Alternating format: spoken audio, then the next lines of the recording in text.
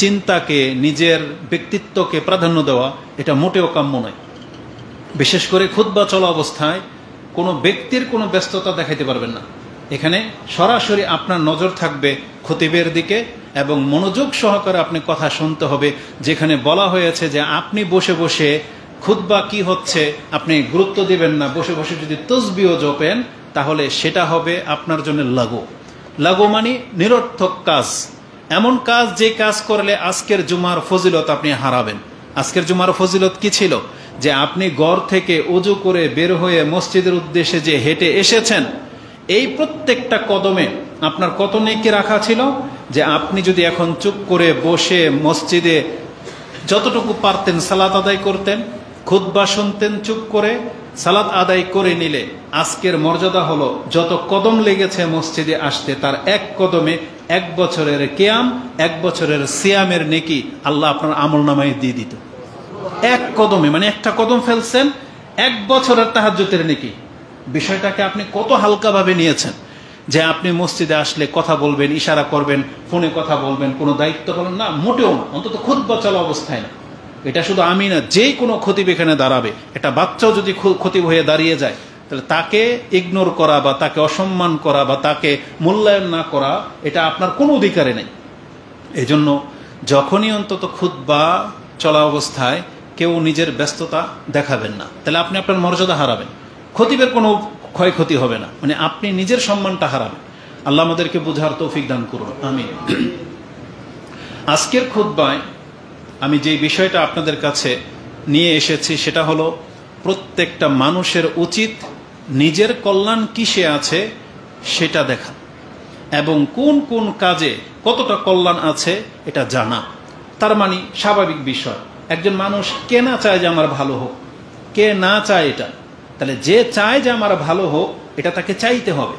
আর যখন সে চাচ্ছে যে আমার ভালো হোক তাহলে তাকে এটা জানতে হবে যে কোন কাজে আমার ভালো রয়েছে, কোন কাজটার মধ্যে আমার বেশি কল্যাণ রয়েছে, এটা জানতে হবে। কিন্তু আজকে অধিকাংশ মুসলিমদের চরিত্র দেখেন, সে নিজের কল্যাণ কি করবে, মানে নিজের ব্যক্তিত্বের সাথে তার কোনো ইন্টেনশন নাই, মানে সে চিন্তাশীল না, দিন রাত কিভাবে পার হচ্ছে তার এতে কোনো মাথা ব্যথা নেই। একটা গরু ছাগল যেমন, গরু যেমন আপনি খুলে দিবেন, মাঠে ছেড়ে দিবেন, ও ঘাস খাবে, প্রস্রাব পায়খানা করবে, সন্ধ্যায় আবার গোয়ালে ফিরে আসবে, ঘুমাবে, আরেকটা গরু পেলে যৌনাচার করবে।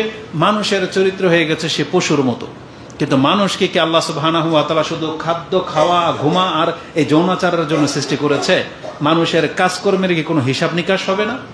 বরং আল্লাহ বলেছেন ফাজআলনাহু সামিআন বাসীরা। এই যে আপনি যে কথা শুনতেছেন, আপনি গরুকে বলেন তো এই কথাগুলো, গরু শুনবে না? শুনবে, কিন্তু বুঝবে না। কারণ সামিয়ান হচ্ছে যে কথা বুঝে, মানে আপনি যে আওয়াজ শুনতেছেন এই আওয়াজগুলোতে একটা বাক্য আপনাকে দেওয়া হচ্ছে যেটা আপনি বুঝতে পারতেছেন, যেটা গরুর মধ্যে নাই। বাসীরা মানে দৃষ্টিশক্তি, গরুও দেখতে পায়। কি দেখতে পায়? এটা ঘাস, সাদা না কালো না সবুজ, এটা দেখতে পায়। কিন্তু গরু এটা দেখতে পায় না এটা কি ধান গাছ না ঘাস, এটা দেখতে পায় না। কারণ গরু শুধু সবুজ দেখতে পায়, কিন্তু ধান গাছ, ধান আর ঘাস এটা মানুষ চিনতে পারে। গরু শুধু স্বাদ বোঝে, জিহ্বাতে হয়তো স্বাদ পায়, কিন্তু এটা পরখ করতে পারবে না যেটা ধান গাছ এটা গম ক্ষেত, এটা পরখ করতে পারবে না। গরু এটা বোঝে না এটা আমার মালিকের ক্ষেত নাকি অন্য ব্যক্তির ক্ষেত। ও তো ঘাস পাচ্ছে, খাচ্ছে, কিন্তু কার ঘাস খাচ্ছে এটা গরুর সেই সেন্স নাই, কিন্তু মানুষকে তো আল্লাহ এটা দিয়েছে। এই জন্য আল্লাহ বলেছেন সামিআম বাসীরা, মানুষ হচ্ছে শ্রবণ শক্তিওয়ালা, দৃষ্টি শক্তিওয়ালা। কেন বলেছেন আল্লাহ এটা? লিনাবলুয়াহুম, আল্লাহ বলেছেন যাতে করে আমি তাদেরকে পরীক্ষা করতে পারি, যাতে করে মানুষ এটা বলতে না পারে কিয়ামতের মাঠে আল্লাহ আমি তো বুঝতাম না, জানতাম না। যেমন গরু, কেন আপনি কি জানেন? রাসূলুল্লাহ সাল্লাল্লাহু আলাইহি ওয়াসাল্লাম বা কোরআন হাদিসে কি আছে? পশু পাখির কোনো বিচার নাই, মানে ওদের জন্য বিচার বলতে জান্নাত জাহান্নাম নাই। বিচার হবে যেমন এক গরুকে গুতা দিয়েছে, আল্লাহ ওই গরুকে শিং দেবে, শক্তি দেবে এবং বলবে দুনিয়াতে তোমাকে এই মোটা তাজা গরুটাই গুতা দিয়েছিল, এখন তুমি গুতা দিয়ে দাও হিসাব বরাবর। যখন বিচার শেষ তখন আল্লাহ বলবে কোন তোরা মাটি হয়ে যাও, তখন ওই সমস্ত পশুগুলো মাটি হয়ে যাবে। এটা দেখে কাফেররাও বলবে, যেটা আপনি সূরা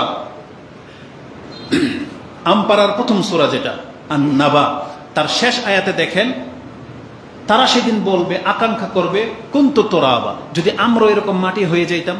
তার মানে আমাদেরকে যদি এখন জাহান্নামে ফেলা না হইতো, তার মানে এটা শুধু পশুদের সাথে করা হবে, মানে পশুদের কোনো জান্নাত জাহান্নাম নাই। কিন্তু আমাদের এক শ্রেণীর বক্তাদেরকে দেখবেন ইউটিউবে নেটের মধ্যে বক্তব্য পাবেন, 4 প্রকারের পশু জান্নাতি, 8 প্রকারের পশু জান্নাতি। কারা বলতেছে? আসহাবে কাহাবের কুত্তা জান্নাতি, হুদহুদ পাখি, তারপরে ওই যে হেরা গুহাতে যেই কবুতর, মানে মাকড়সা, আরো এরকম 4টা প্রাণীর কথা তারা বলে। যেমন কোন নবীর গাধা যেন, ওজাইর আলাইহিস সালামের গাধা, তারপরে সলাহ আলাইহিস সালামের উট। তারা ওই ঘটনা থেকে নিয়ে এগুলো সাজিয়েছে। না, এটা আল্লাহ বলছে না রাসূল বলছে, এই হুজুর বলছে, আপনাদের হুজুর বলেছে এটা। অথচ আল্লাহ সুবহানাহু ওয়া তাআলা জান্নাত জাহান্নাম কোনো পশুর জন্য সৃষ্টি করে নাই। আল্লাহ এই কথা বলে নাই যে আসহাবের কাহাফের কুকুরকে আল্লাহ জান্নাত দেবে, এটা আল্লাহ বলে নাই, এটা হুজুরের বানানো কথা। কিন্তু ওগুলি আপনাদের কাছে মজা লাগে। তালাকুলি, হ্যাঁ, আমি বোঝাতে চেয়েছি মানুষ আর জিনকে সৃষ্টি করা হয়েছে জান্নাত জাহান্নামের জন্য, তাদের বিচার হবে, হিসাব হবে। তাহলে মানুষ কেন এত উদাসীন থাকবে? তো আজকের মূল বিষয় হলো, আমি আপনাকে বোঝাতে চেয়েছি প্রত্যেকটা মানুষের উচিত নিজের কল্যাণ কিসে আছে সেটা দেখা এবং শিখা। এটার অনেক উদাহরণ থাকতে পারে। আমি সরাসরি বক্তব্যের দিকে নিয়ে আসি। যেই সেন্সে আমি আজকে আপনার কাছে বক্তব্যটা করবো সেটা হচ্ছে এই যে, আমরা দুনিয়াতে অনেক কাজ করি, জমি কিনি, বিয়ে শাদীর ব্যাপারে, বন্ধুত্ব করার ব্যাপারে, বিজনেস করার ব্যাপারে। আপনি প্রত্যেকটা জিনিস জানতেছেন যে এই কাজটা আমার জন্য কল্যাণ হবে না অকল্যাণ হবে, তখন আপনি কি করেন? তদবির করেন, কারোর সাথে সলা পরামর্শ করেন। জায়গা কিনতেছেন, জমিটা অ্যাকুরেট নাকি ভুল, ভেজাল আছে, ওয়ারিশের কোনো দ্বন্দ্ব আছে নাকি এগুলো ইজমালি, অথবা নাকি এগুলো ব্যাংকের কাছে মর্গেজ দেওয়া আছে, সব তথ্য তদন্ত নেওয়ার পরে আপনি জমিটা নিচ্ছেন। কেন? যদি আপনি জেনে শুনে বাতিল জমি নেন তাহলে আপনি ধোঁকা খেয়ে যাবেন। বিয়ে শাদীর ক্ষেত্রে গিয়ে আপনি খোঁজ নেন যে মেয়ের বংশ কেমন, মেয়েটা কেমন। ছেলেকে খোঁজার জন্য ছেলের বায়োডাটা চেক করেন, ছেলের বংশ কেমন, ছেলে কি আরেকটা বিয়ে শাদী করছিল কিনা, নেশাগ্রস্ত কিনা, এগুলো জিজ্ঞেস করেন। কেন? কারণ ক্ষতি থেকে বাঁচার জন্য।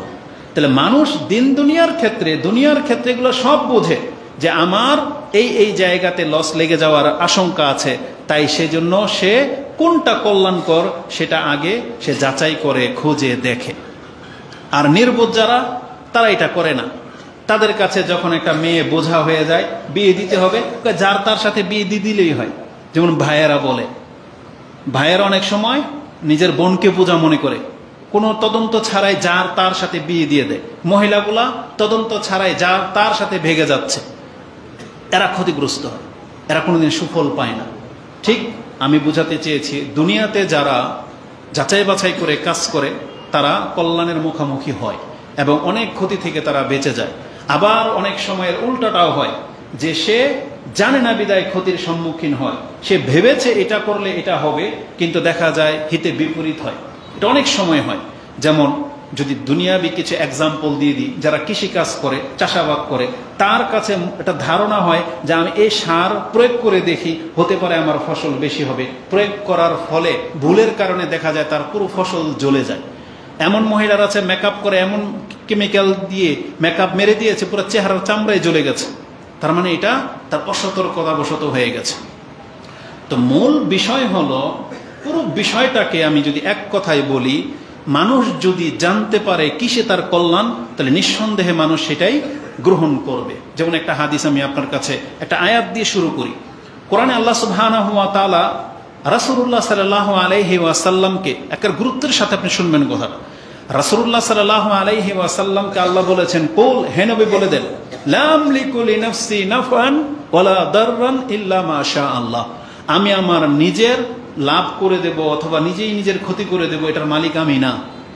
নিজেই যখন নিজের মালিক না, মানে রাসূল বলতেছেন, কে? তাও মুহাম্মদুর রাসূলুল্লাহ সাল্লাল্লাহু আলাইহি সাল্লাম, যে আমি নিজেই নিজের কোনো উপকার করে ফেলবো, রাতারাতি ধনী কোটিপতি হয়ে যাব, মানে রাতারাতি আমি বাতাসে উড়তে পারবো, গায়েব হয়ে যাব, আলেমুল গায়েবের তথ্য আমার কাছে চলে আসবে, এটার মালিক আমি না। আমি এমন কোনো ক্ষমতাবান পাওয়ারফুল হয়ে যেতে পারবো না যে আমার গায়ে কেউ টাচ করতে পারবে না, আমার দাওয়াত সবাই কবুল করে নেবে। মানে এমন ক্ষমতাধর, লা আমলিকু লিনাফসি নাফআন, আমি আমার নিজেকে ভালো করে দেওয়ার, তাকদীরকে পরিবর্তন করে দেওয়ার মালিক আমি না। ওয়ালা দাররান, আর ক্ষতিও করতে পারবো না, ইল্লা মাশা আল্লাহ, তবে আল্লাহ যতটা চায় ততটা। এটা শুধু রাসূলের জন্য না, পৃথিবীর সমস্ত সৃষ্টির জন্য আল্লাহ যতটা যার জন্য যেমন নির্ধারণ করে রেখেছে, যা হওয়ার তাই হোক, এটা হচ্ছে আল্লাহ কর্তৃক।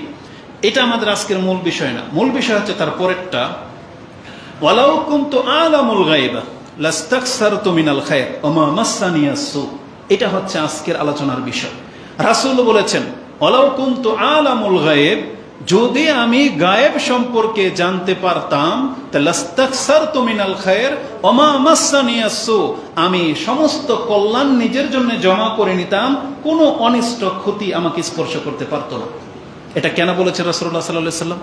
কারণ আল্লাহ বলেছেন আপনি দাওয়াতি কাজ করেন, কিন্তু রাসূলুল্লাহ সাল্লাল্লাহু আলাইহি ওয়াসাল্লাম এই দাওয়াতি কাজ করতে গেলে যে বিপদ আপদগুলো আসবে এটা তাকে জানানো হয়েছে, কিন্তু কখন কোন বিপদটা আসবে এটা তাকে আগে থেকে জানানো হয় নাই। কিছু কিছু ক্ষেত্রে আল্লাহ জানিয়েছেন, কিছু কিছু ক্ষেত্রে আল্লাহ জানান নাই। যেমন তায়েফের মাঠে যখন তায়েফ গেলেন রাসূল সাল্লাল্লাহু আলাইহি ওয়াসাল্লাম দাওয়াতি কাজ করতে, রাসূলকে এটা জানতো যে তাকে পাগল বলে পাথর মারা হবে?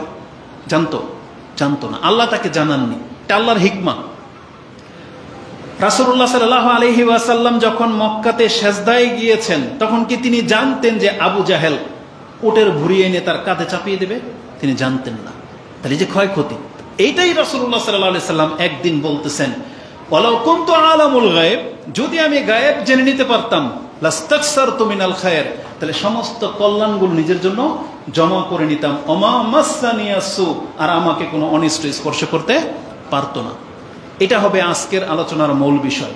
এই আয়াতটি রয়েছে সূরা আরাফ 7 নম্বর সূরার 188 নম্বর আয়াতে। কি বুঝাতে চাইলাম? এই আয়াতের অনেকগুলা কথা এখানে প্রমাণ হয় রাসূল গায়েব জানে না। সমস্ত ক্ষমতা কার হাতে? আল্লাহর হাতে। কিন্তু আমি অন্য সেন্স নিয়ে বক্তব্যটা আপনার কাছে পেশ করতে চাচ্ছি। এটা হইতে হবে একজন জ্ঞানী মানুষের কাজ। কি? যে আমি যদি গায়েব জানতাম, তাহলে যেই যেই জিনিসগুলো আমার জন্য ভালো আমি শুধু সেটাই নিজের জন্য নিতাম। এটা কি শুধু রাসূল চাইবেন, আপনিও চাইবেন? সবাই। এখন ধরুন জমি কেনার ক্ষেত্রে বললাম, উদাহরণ দিলাম না, আপনি জমিটা কিনবেন, আপনি কি বলতেছেন? যদি আমি জানতাম যে মালিকটা কে আর জমির ডিটেলস, তাহলে দালাল আমাকে ঠকাইতে পারে না, তাই না? বিষয়টা এরকম। তো জীবনের সব ক্ষেত্রে রাসূল বলতেছেন, ওয়ালাউ কুনতু আলামুল গায়ব, মানে আগে থেকেই যদি জেনে নিতে পারতাম, তাহলে আমি নিজের জন্য কল্যাণটাই নিতাম, অকল্যাণটা নিতাম না। যেমন আগামীকাল এই পৃথিবীতে এমন কিছু ঘটবে, এই কাজগুলো করলে ভালো হবে, এই কাজগুলো করলে খারাপ হবে। যারা এই হাইওয়েতে চিটাগাং রোডে যারা চিটাগাং যাবে, কালকে অনেকগুলো অ্যাক্সিডেন্ট হবে, হয় না? প্রতিদিন হবে। এখন আপনি আর আমি যদি জানতে পারি যে এই বাসের অ্যাক্সিডেন্ট হবে, তাহলে আমি আর আপনি কি সে বাসে উঠবো? কখনো উঠবো। এটাই হলো নিয়ম। তার মানে বোঝা যাচ্ছে যে কল্যাণ অকল্যাণটা গায়েব আছে। এটা আমরা অনেক সময় দেখতে পাই না, জানি না, এটা অজানা। কিন্তু যেই ব্যক্তি জেনে নিতে পারবে, সে সেই কল্যাণটা হাসিল করতে পারবে, সেই ব্যক্তির কোনো ক্ষতি করতে পারবে না। যেমন আরো সহজ ভাষায় নিয়ে আসি, আপনি বাজারে গিয়েছেন মাছ কিনতে বা ফল কিনতে বা সবজি কিনতে, যেই ব্যক্তি টাটকা চিনে, যেমন মুরব্বীরা যারা চিনে, এটা লাউ দেখলেই বুঝতে পারে এটা কররা না বাত্তি, কিন্তু এই বাচ্চাকে পাঠান, পরে ঠকাই দেবে না? কেন? একই জিনিস। আপনি বাজারে গিয়েছেন, ও বাজারে গিয়েছে, ওকে বলছেন একটা লাউ নিয়ে আসো, ও বাত্তি একটা লাউ নিয়ে আসবে। কেন? কারণ ও জানে না। ও দেখবে কোনটা বড়, তাই না? দেখতে সুন্দর, কিন্তু ও জানে না যে কররা বা তাজা কিভাবে চেনা যায়। মাছ আনতে পাঠান, আপনি জানেন বিদায় কোন মাছটা নদীর আর কোন মাছটা চাষের, সেটা আপনি দেখলেই বুঝতে পারেন কোনটা মেঘনার ইলিশ আর কোনটা সমুদ্রের বাটপারি ইলিশ, এটা আপনি দেখলে চিনতে পারেন। তাহলে আপনি যেন ঠকেন না। বিষয়টাকে আপনি ক্লিয়ার বুঝতে পারতেছেন?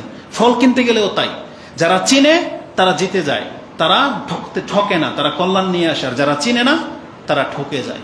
তার মানে আমি বোঝাতে চাচ্ছি এটা মানুষের স্বভাব। মানুষ কখনো নিজের জন্য খারাপ কিছু চায় না, এই জন্য তার জ্ঞানকে সে কাজে লাগায়।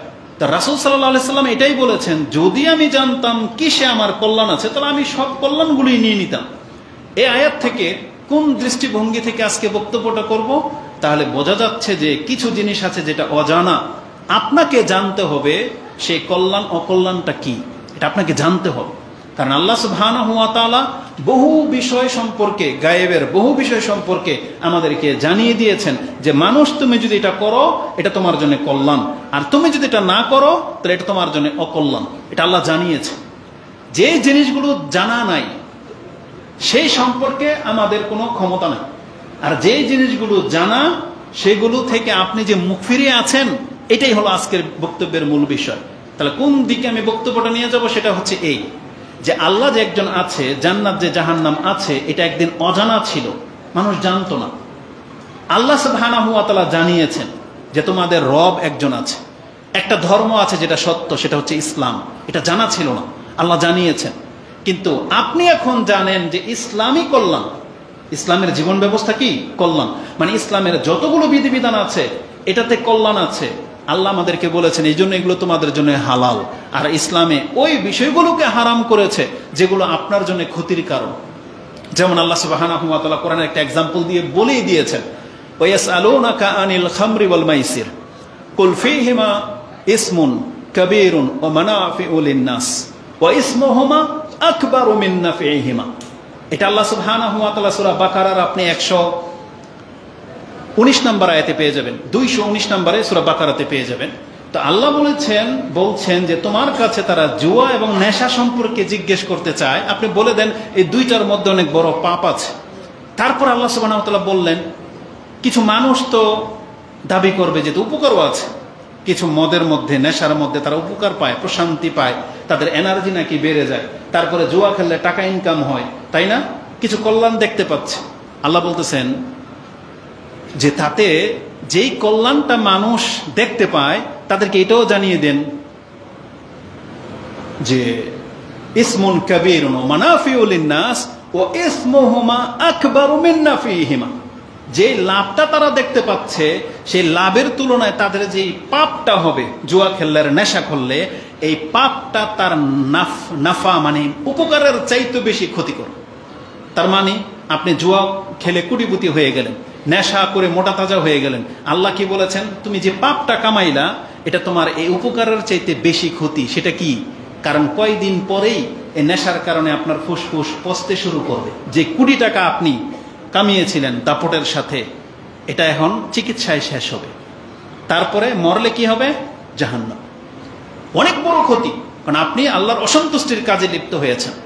তো আল্লাহ সুবহানাহু ওয়া তাআলা আমাদেরকে জানিয়েছেন কোন কাজে কল্যাণ, কোন কাজে অকল্যাণ।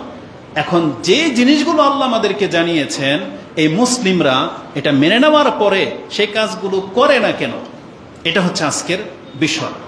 তার মানে আপনি জানেন যে কোন জিনিসটাতে আপনার কল্যাণ আছে, আপনি জানতেছেন, কিন্তু আপনি সেটা মানতেছেন না। তাহলে কেন, এমনটা কেন? এতদিন হয়তো আপনি জানতেন না, যেমন ওই যে না জেনে ভুল হয়ে যায়। আপনি ঘরে কোনো একটা কেমিক্যাল নিয়ে আসছেন, ম্যাসলাইট বা গ্যাস নিয়ে আসছেন, এটা আপনার বাচ্চা জানে না এটা কি উপকারের। আপনি তো উপকার করেন, গ্যাস লাইট দিয়ে আপনি এটা উপকার নেন, কিন্তু বাচ্চা জানে না ও এটা ক্ষতির কারণ হয়ে গেছে, ওটা না জানার কারণে। আপনি জানতেন না শিরিক কি জিনিস, বেদাত কি জিনিস। আপনি ইবাদত ভেবে আপনি একটা মূর্তির সামনে, একটা মন্দিরের সামনে একটা ফুলের মালা দিয়ে দিলেন, একটা মিষ্টি কিনে নিয়ে প্যাকেটটা রেখে আসলেন, ভালো বলে করলেন, আপনি জানতেন না। কিন্তু যখন আপনাকে জানানো হলো এটা একটা শিরক, তারপরেও করবেন। যখন জানানো হলো এটা খেলে ক্যান্সার হয়, তারপরেও খাবেন। এটাই হচ্ছে মানুষের সবচেয়ে নির্বুদ্ধিতা। এটা থেকে উঠে আসতে হবে আপনাকে, যেটা হবে আজকের বক্তব্যের মূল বিষয়।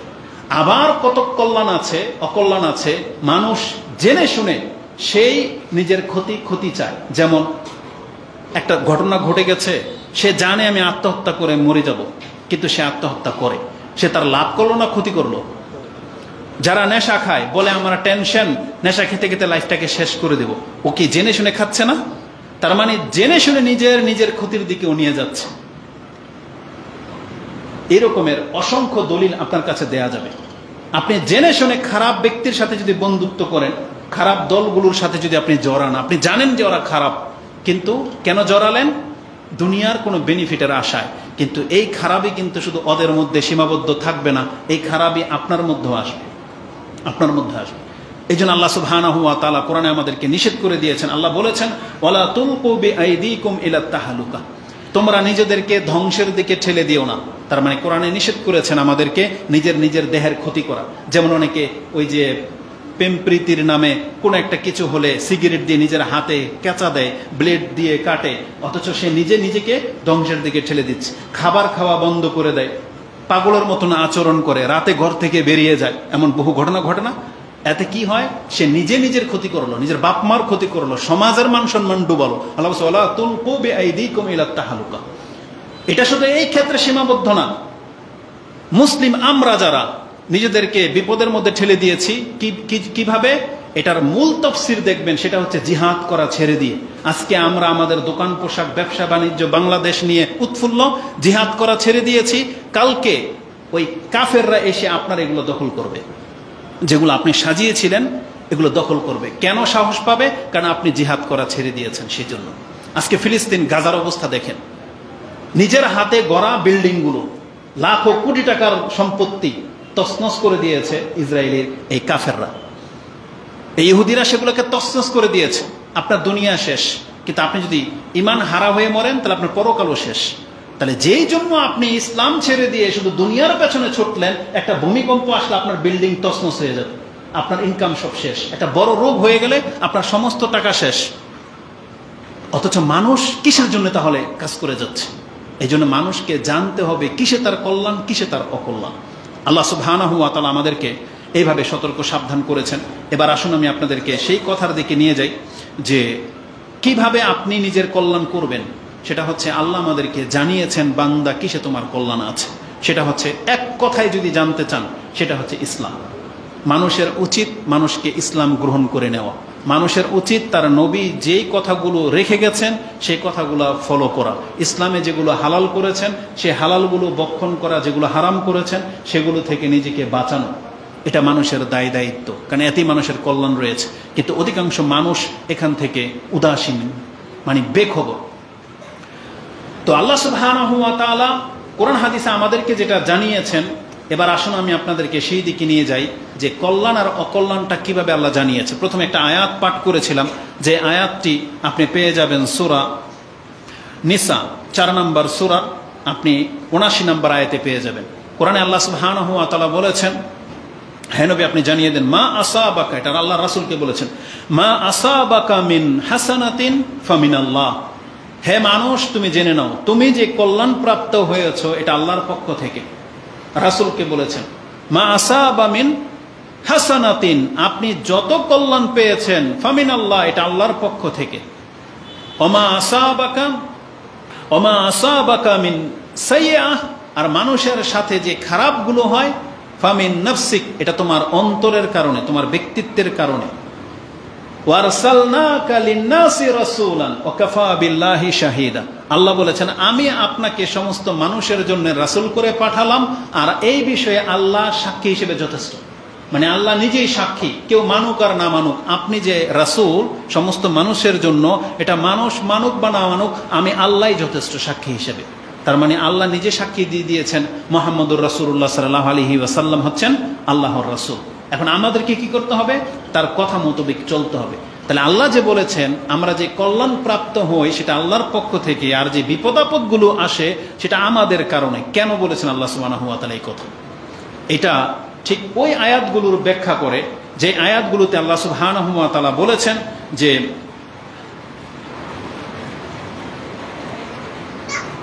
মা আসাবাকা মিন হাসানাতিন, এটার ব্যাখ্যা হলো ওমা আসাবাকুম মিন মুসিবাতিন ফাবিমা কাসাবাত আইদিকুম ওয়া ইয়াফু আন কাসীর। আল্লাহ বলেছেন এই পৃথিবীতে মানুষ যে ক্ষতির মধ্যে পড়ে, এই ক্ষতি যে নিজের নফসের কারণে, এটার কিভাবে হয়? যেমন আপনার একটা ভুল সিদ্ধান্তের কারণে, আপনার যাচাই বাছাই করে কাজ না করার কারণে যে ক্ষয়ক্ষতিগুলো হয় সেটা হয়। পাপের কারণে শাস্তি আসে। আর আল্লাহ সুবহানাহু ওয়া তাআলা বলেছেন মানুষ যদি পাপ না করত তাহলে আল্লাহর পক্ষ থেকে যে নেয়ামত সেটা কোনোদিন বন্ধ হতো না, বরং আল্লাহ এটাকে আরো অঢেল ভাবে আপনাকে দিত। এই জন্য এটা যে আমাদের পাপের কারণে হয়, তার পরের অংশে আল্লাহ বলে দিয়েছেন ওয়ায়াফু আন কাসীর, যদিও আল্লাহ তোমাদের অনেক পাপকে নিজের পক্ষ থেকে ক্ষমা করেই যাচ্ছেন। তার মানে আমাদের জীবনের যে ঘাটতিগুলো, যে ক্ষতিগুলো হচ্ছে, এটা আমাদের অনেক বড় বড় পাপের কারণে হচ্ছে।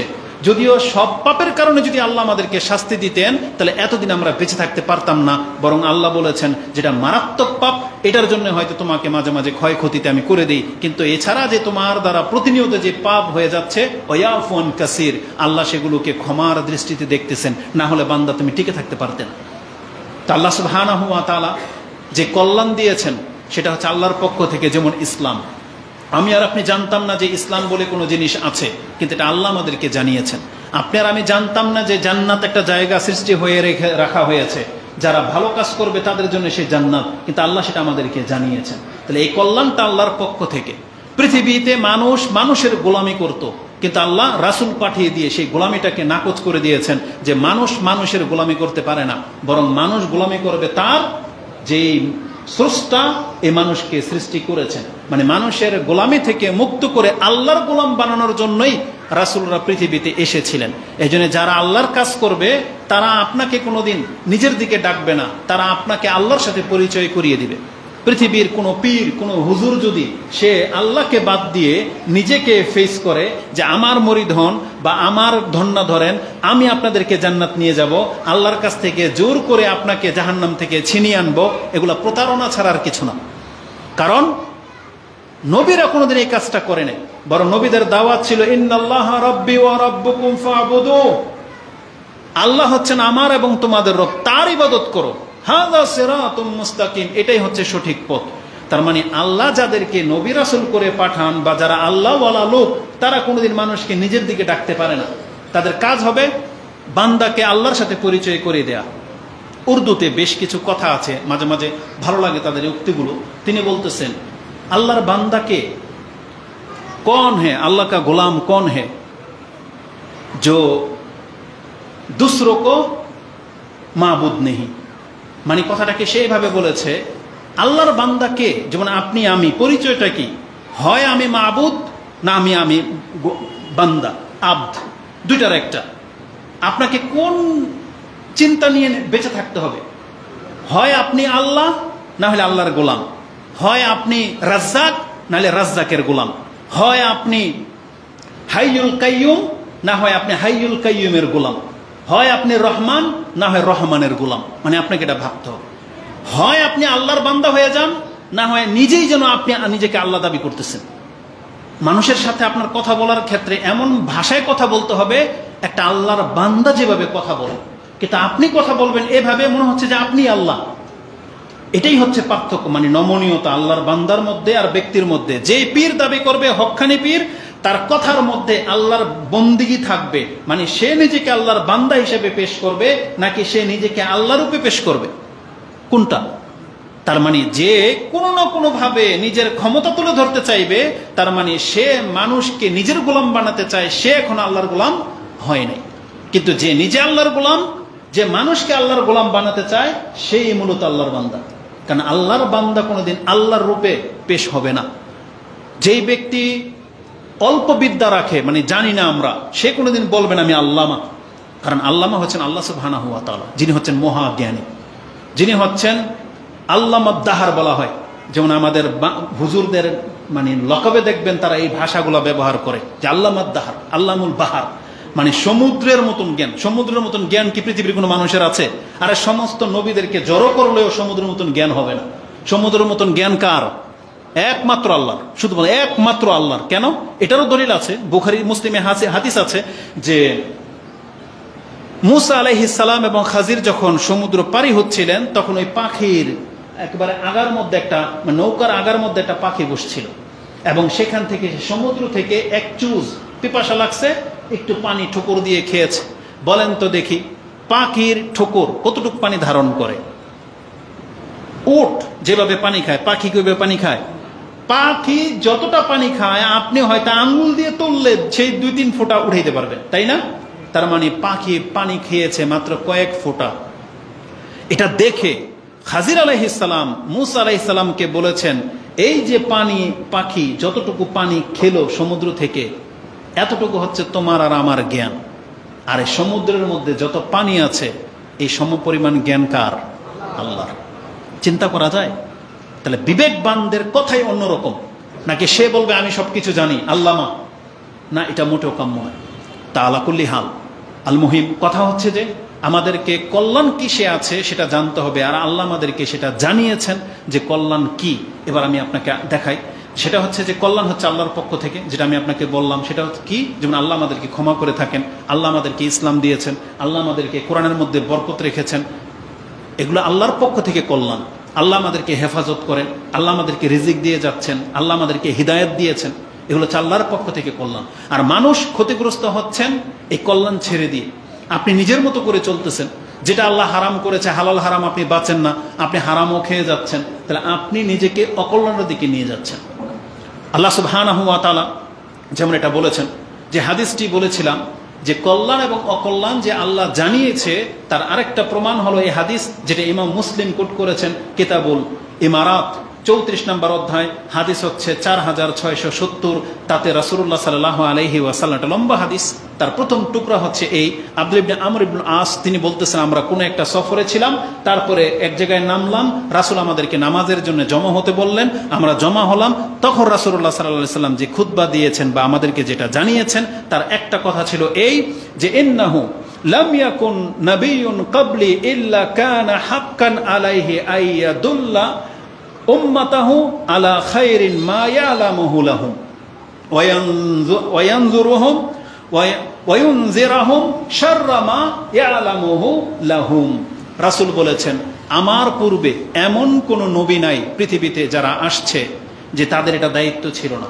তাদের উপর এটা দায়িত্ব ছিল যে সে তার উম্মতের জন্য যেটা কল্যাণকর এটা বলে দেওয়া, আর তার উম্মতের জন্য যেটা অকল্যাণকর সেটা সে জেনেছে এটা তাকে বলে দেওয়া। মানে কি, প্রত্যেকটা নবী সে যখন জেনেছে যে আমার উম্মতের জন্য এই এই কাজগুলো কল্যাণকর, তখন আল্লাহ বলেছেন, হে নবী, এটা তোমার দায়িত্ব, তুমি এই কথাটা তোমার উম্মতকে জানিয়ে দাও। আর নবীকে জানানো হয়েছে এটা অকল্যাণকর, আর আল্লাহ নবীকে বলেছে এটা তোমার দায়িত্ব, তোমার উম্মতের জন্য এই জিনিসটা অকল্যাণকর, তাদেরকে জানিয়ে দাও। তার মানে আমি এখন বোঝাতে চেয়েছি কোনটা কল্যাণ কোনটা অকল্যাণ, এটা আল্লাহর পক্ষ থেকে নবীদের মাধ্যমে তারা আমাদেরকে কি করেছেন, জানিয়ে দিয়েছেন। এখন কোনো মুসলিম যদি এই কথা না বলে, এই কথা যদি বলে যে আমি জানি না, এটা কার ব্যর্থতা? এটা তার ব্যক্তির ব্যর্থতা। আপনারা কি বলতে পারবেন যে আল্লাহ জানায় নাই? তাহলে আপনার ঘরের যে কোরআন, এটা কিসের কিতাব? এটা সমস্ত কল্যাণের কিতাব। এখানে যা আছে আপনার জন্য কল্যাণকর সেটা আপনাকে জানানো হয়েছে। রাসূলুল্লাহ সাল্লাল্লাহু আলাইহি ওয়াসাল্লামের এত শত শত হাদিস, এই যে শত শত যে কিতাব, কিসের জন্য? এগুলোর মধ্যে কল্যাণ অকল্যাণ লেখা আছে। কোন ব্যক্তিকে এটা বলতে পারবেন যে খাবার সময় কি বলে খেতে হয় এটা জানেন না? বলতে পারবেন? এটা কি আমাদেরকে শেখানো হয় নাই? কোন ব্যক্তি কি জানেন যে জুতা পরতে গেলে কোন পায়ে জুতা পরতে হয়? সেটাও কি ইসলাম আমাদেরকে শেখায় নাই? শিখিয়েছে। তার মানে আমি ছোট্ট দুইটা উদাহরণ কেন দিলাম? আপনি প্রস্রাব পায়খানা করবেন সবচেয়ে খারাপ জায়গা না, সেই জায়গাতে ইসলাম আছে না নাই? তাহলে সেখানে আপনি কিভাবে ঢুকবেন, কি বলে ঢুকবেন, এটা কি ইসলাম শিখায় নাই? তার মানে ইসলাম যেখানে একটা তুচ্ছ বিষয়কে যখন শিখায়, তাহলে আপনি রাষ্ট্র কিভাবে পরিচালনা করবেন, আপনার সংসার কিভাবে চলবে, ইনকাম কিভাবে হবে, আপনি সারাদিন কি করবেন, ইসলামকে এটা শিখায় নাই? তার মানে ইসলাম আমাদেরকে সব শিখিয়েছে, কোনো কিছু গোপন নাই। যেটা কল্যাণকর গোপন ছিল, আল্লাহ ওহির মাধ্যমে মুহাম্মদ সাল্লাল্লাহু আলাইহি ওয়াসাল্লামের মাধ্যমে সেটা কি করেছেন, জানিয়ে দিয়েছেন। তার দলিল স্পষ্ট এই হাদিস। শুধু নবী কেন, আমাদের নবী কেন, প্রত্যেক নবী এটা করেছেন, যে তার জাতির জন্য যেটা কল্যাণ সেটা তারা জানিয়ে দিয়েছেন, যে এই কাজটা কল্যাণ, এই কাজটা অকল্যাণ। আর উপরন্তু আমাদের নবী মুহাম্মদুর রাসূলুল্লাহ সাল্লাল্লাহু আলাইহি ওয়াসাল্লাম, তার ক্ষেত্রে আল্লাহ কোনো কিছু গোপন রাখে নাই। যেমন ধরেন কিছু কিছু জাতির ক্ষেত্রে কিছু কিছু আল্লাহ গোপন রেখেছিলেন, বলেন নাই। যেমন এই যে জুমার দিনের ব্যাপারে হাদিসে কি আছে?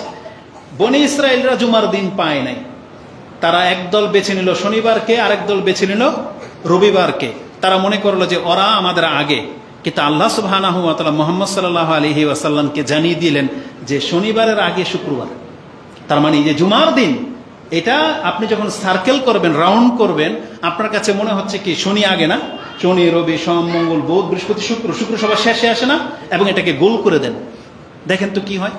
তার মানে গোল যখন করে দিবেন, শনিবারের আগে কি শুক্রবার, তাই না? এটা ওরা জানতো না যে শুক্রবারের ফজিলত যে বেশি, এটা আল্লাহ বনি ইসরায়েলদেরকে দেয় নাই। এটা কাকে দিয়েছে? আমাদের নবী মুহাম্মদুর রাসূলুল্লাহ সাল্লাল্লাহু আলাইহি সাল্লামকে দিয়েছে। তার মানে পৃথিবীর জন্য যেটা কল্যাণকর অকল্যাণকর, এটা পূর্বের জাতির কাছে কিছু কিছু জিনিস আল্লাহ জানাননি। কদরের রাত্রের কথাই করা জানতো, ওদেরকে রমজান মাস ছিল, কিন্তু আল্লাহ কাকে দিয়েছে? আল্লাহ মুসলিমকে দিয়েছে। এটা করার পরে যখন পৃথিবীতে আর কল্যাণ অকল্যাণের কোনো বিষয় যখন বাকি নাই, পরিপূর্ণ করে দেওয়া হয়েছে আমাদের নবী মুহাম্মদ সাল্লাল্লাহু আলাইহি ওয়াসাল্লামের মাধ্যমে, ওই তখনই আল্লাহ নাজিল করে দিয়েছেন আল-ইয়াউমা আকমালতু লাকুম দীনাকুম ওয়া আতমামতু আলাইকুম নি'মা ওয়া রাদিতু লাকুম আল-ইসলাম দীনা, যেটা সূরা মাইদাতে আছে। আল্লাহ বলেছেন, যাও, আজকে আমি মুহাম্মদ তোমার মাধ্যমে পৃথিবীর কল্যাণ অকল্যাণ সব পূর্ণ করে দিলাম। ওয়া আতমামতু আলাইকুম নি'মা, আল্লাহ বলেছেন আমার পক্ষ থেকে আজকে আমি তোমাদেরকে নেয়ামত পূর্ণ করে দিলাম। তার মানে ইসলাম ধর্মের মধ্যে এই বিধিবিধানের মধ্যে আল্লাহর পূর্ণ নেয়ামতটা আছে। এখন আপনি কতটুকু গ্রহণ করেছেন, এটা হচ্ছে আজকের ব্যাপার, যে আপনি এই ইসলাম থেকে কতটুকু কল্যাণ হাসিল করেছেন। আমি যদি এখন সময় থাকতো আমার, আমি আপনাকে দেখাতাম যে আপনি যে ঘর থেকে বের হন, বিসমিল্লাহ না বলে যখন বের হন কতটা ক্ষতির সম্মুখীন হন, আর বিসমিল্লাহ বলে যদি বের হইতেন কতটা কল্যাণ প্রাপ্ত হতেন। একটা হাদিস বলেই দিই, ওই হাদিসের মধ্যে এটা আছে, যেই ব্যক্তি ঘর থেকে বিসমিল্লাহ, তাওয়াক্কালতু আলাল্লাহ, লা হাওলা ওয়ালা কুওয়াতা ইল্লা বিল্লাহ, এই মাত্র 3টা বাক্য যদি বলে, ফেরেশতার পক্ষ থেকে বলা হয় হুদিতা কুফিতা, 3টা শব্দ বলে। এক হচ্ছে হিদায়াত প্রাপ্ত হয়ে গেলা, ডিফেন্স পেয়ে গেলা, নিরাপত্তা পেয়ে গেলা, কুফিতা। আরেকটা হচ্ছে মানে ক্ষতি থেকে বেঁচে গেলা। শয়তানও তখন আরেক শয়তানকে বলে কাইফা বিমান, এই ব্যক্তির সাথে এখন তুমি কিভাবে পারবা, যে ব্যক্তি হুদিয়া কুফিয়া, ওই শব্দটা মনে পড়তেছে না, 3টা ভাষা বলেছিল, যে শয়তান শয়তানকে বলে আজকে তুমি ওকে কিভাবে গুমরাহ করবা, ও তো বিসমিল্লাহ বলে ঘর থেকে বেরিয়েছে, ও তো হেদায়েত পেয়ে গেল, ও তো আল্লাহর পক্ষ থেকে নিরাপত্তা পেয়ে গেল, এবং ওকে তো এখন আল্লাহর পক্ষ থেকে হেফাজতের দায়িত্ব নিয়ে নেওয়া হয়েছে। বুঝেন? কিন্তু আমরা বিসমিল্লাহ না বলার কারণে আমাদের ওই যে জিনে ধরে, ভূতে ধরে। আপনাদেরকে কেন ধরে বারবার? ওই সমস্ত অধিকাংশ ঘরগুলোর মধ্যে এমন কেন নজর লেগে যায়, বা জিনের আসর, জাদুটোনা, এগুলোই কেন আপনাদের? তাবিজ কবজ নিয়ে আপনাদেরকে চলতে হয় কেন? আমাদেরও তো সন্তান আছে, আমাদের হাত টাত আপনি দেখেন তো আমাদের কাছে কোনো টাকা টোকা আছে কিনা? আমাদেরও তো বাচ্চা আছে, আমাদের বাচ্চাগুলোকে চেক করেন তো, ওরা তো তাবিজ ছাড়া বেঁচে আছে, ওরা তো কালি ছাড়া বেঁচে আছে। কারণ আমরা কার ভরসায় চলি? আল্লাহর ভরসায়। তাহলে আপনাদের আল্লাহ ভরসার সাথে কালি লাগে কেন, তাবিজ লাগে কেন আপনাদের? যেই কথাটা দিয়ে তাবিজটা লেখা হবে, তাহলে সেটা আপনি মুখস্থ করে কেন নেন না? আপনার দাবি হলো হুজুর তো কোরআন দিয়ে তাবিজ দিয়েছে, তাবিজ কি পুরো কোরআনটা লিখে দিছে? 2-1টা আয়াত না, তাহলে সেই আয়াতটা আপনি মুখস্থ করেন না কেন? তার মানে আপনার নিয়তের মধ্যে সমস্যা আছে। আপনি চাচ্ছেন মুশরিকের মতো জীবনযাপন করতে, কিন্তু আপনার যদি আল্লাহর ব্যাপারে যদি আপনার কনফিডেন্স ভালো থাকতো, যে আমি আল্লাহর বান্দা, আল্লাহর ভরসায় আমি চলি, তাহলে কালি তাগা এগুলোর আপনার প্রয়োজন হতো না। তার মানে আমি বুঝাতে চাচ্ছি, মানুষ যখন ইসলামের রীতিনীতি নিয়ম নীতি পালন না করবে, যে যতটুকু পালন করবেন ততটুকু কল্যাণ পাবেন, যে যতটুকু পালন করতেছেন না, আপনার দুনিয়াও ক্ষতিগ্রস্ত হচ্ছে, আপনার পরকালও বরবাদ হচ্ছে। আজকে রাষ্ট্র ব্যবস্থা দেখেন, মুহাম্মদুর রাসূলুল্লাহ সাল্লাল্লাহু আলাইহি ওয়াসাল্লামকে একটা রাষ্ট্র ব্যবস্থা কায়েম করে যায় নাই? তিনি বলে দিয়েছিলেন না, যারা চুরি করবে তার হাত কাটা হবে, জেনা করবে বিবাহিত তাকে রজম করা হবে, নেশা করবে তাকে বেত্রাঘাত করা হবে। এই নিয়মগুলি কি পালন করা হয় নাই? তারপরের চিত্র কি? মদিনাতে কি মানে জেনা বেড়ে গিয়েছিল, লুটতারাজ বেড়ে গিয়েছিল? তার মানে আল্লাহর বিচার যখন কায়েম হয়ে যাবে, ক্রাইম কমে যাবে, অপরাধ কমে যাবে। আজকে কেন আপনার জীবনের নিরাপত্তা নাই? কেন আপনাকে রাস্তায় বাড়াইলে, এই যে কাজীপাড়া মদনপুরের স্থান থেকে এখানে রাতের 11টা বাজে আসতে আপনার অন্তর কাঁপে কেন? রাসূল সাল্লাল্লাহু আলাইহি ওয়াসাল্লাম তো এমন একটা ইসলাম রেখে গিয়েছিলেন, বলেছিলেন একজন মহিলা ইয়ামান থেকে মক্কা পর্যন্ত সফর করবে নির্দ্বিধায়। পৃথিবীতে কেমন একটা নজির কায়েম হয় নাই? নিরাপত্তাকে সৌদি আরবে নাই? আপনি মাইলকে মাইল ঘুরেন তো দেখি, 1400 বছর এই ক্রাইমের যুগে, তারপরও তো আপনার কোনো ভয় নাই, কোনো টেনশন ছাড়াই আপনি কয়েকশো কিলোমিটার গাড়ি নিয়ে যেতে পারবেন, আপনার কোনো ভয় নেই। বাংলার জমিনের মধ্যে আপনার 90% মুসলিম বাস করেন, অথচ আপনার মহল্লায় ঢুকবেন 1 কিলোমিটার জায়গায় আপনি পেরেশান, সম্পদ নিয়ে আসতে পারবেন না। কেন? এটা কোন চরিত্রের মুসলিম আমরা? আপনি নিজেকে দাবিও করতেছেন মুসলিম, অথচ আপনি জানেন না যে একজন মুসলিমের রক্ত, মুসলিমের ইজ্জত, মুসলিমের মান সম্মানের মূল্য কি। এই সামান্য একটা মোবাইলের জন্য আপনি একটা কূপ দিয়ে দিলেন একজন মুসলিমের গায়ে, মানে কি এটা? আপনি কোন ধর্মের অনুসারী? আরে আপনি তো প্রত্যেকটা লোক যারা ডাকাতি করে, ছিনতাই করে, প্রত্যেকটা ফেরাউন টাইপের লোক, প্রত্যেকটা। আপনি শুধু ফেরাউনকে গালি দেন? আপনার ঘরের মধ্যে ফেরাউন জন্ম। বাপ হয়ে আপনি জানেন যে আপনার ছেলে চুরি বাটপারি করে খায়, তাহলে মানে আপনার ঘরে আপনি ফেরাউন পালতেছেন, আপনি ফেরাউনকে গালি দেন? একটা মুসলিম কোনদিন এই চরিত্র হতে পারে না। এজন্য আপনাদেরকে আমরা বলবো, কল্যাণ পেতে চান, ইসলাম পালন করে। একটু আগে আমি যখন এখানে এসেছি, আমি মুরব্বীদেরকে বলবো, আপনারা দুঃখ নিয়েন না। আপনি কি জানেন আমরা হুজুররা আপনাদেরকে ইসলাম বুঝাইতে ব্যর্থ হয়েছে? আপনার বয়সটা একবার চিন্তা করেন, আর এই সময়টা চিন্তা করেন। আমি এখানে এসেছি 11:30টায়। আজকে কি দিন? জুমার দিন। কোন ব্যক্তিকে এটা জানেন, এই হাদিস শুনেছেন, যেই ব্যক্তি যত দ্রুত মসজিদে আসবে সে একটা ওটের নেকি পাবে, তারপরে গরু, তারপরে মুরগি, এক পর্যায়ে কি ডিম, তাই না? তাহলে যেই মুরব্বীরা বয়স হয়ে গেছে, আপনার এখন আর ওই চাহিদা নাই, খায়েশ নাই, দুনিয়ার রং ঢং নাই, দাড়ি সাদা হয়ে গেছে, আপনাকেও কি 11:30টা পর্যন্ত এই চায়ের দোকানে বসে থাকতে হবে? কি কাজ এটার? কি কাজ? আপনার বাঁচবেন কয়দিন? আপনাকে আমরা হুজুররা এটাই শেখাইতে পারি নাই যে আপনার এই বয়সটা মূল্যবান, আপনার প্রত্যেকটা ঘড়ির কাঁটা মূল্যবান। আপনি কিভাবে পার করতেছেন আপনি দেখেন। জীবনের পাপ কি সব ভুলে গেছেন, নাকি আল্লাহর পক্ষ থেকে সার্টিফিকেট চলে আসছে যে আল্লাহ আপনাকে মাফ করে দিছে? তার মানে ওগুলোর বিচার যদি শুরু হয়ে যায় কি হবে?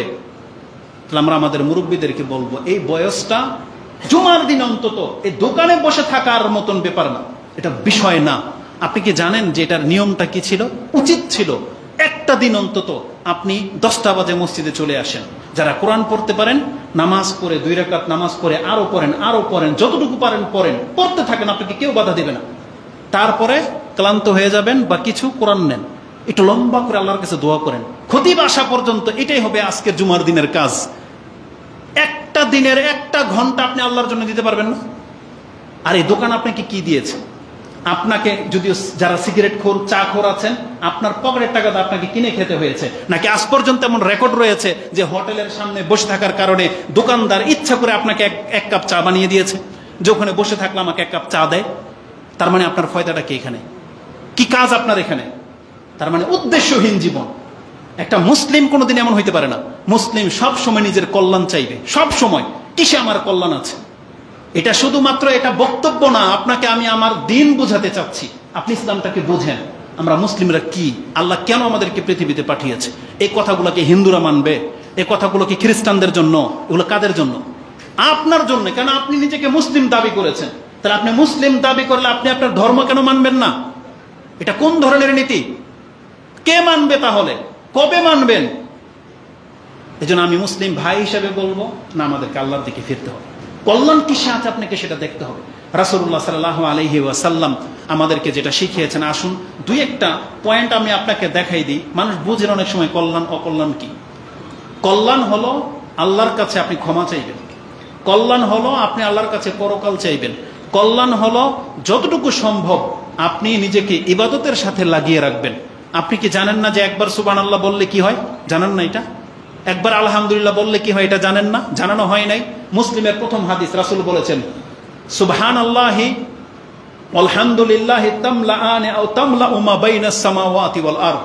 যখন একজন ব্যক্তি বলে সুবহানাল্লাহ আলহামদুলিল্লাহ, এইভাবে যখন বলে, তার নেকির পাল্লা কয়টা? 2টা না? আমাদেরকে তো জানানো হয়েছে মিজানের পাল্লা কয়টা? 2টা।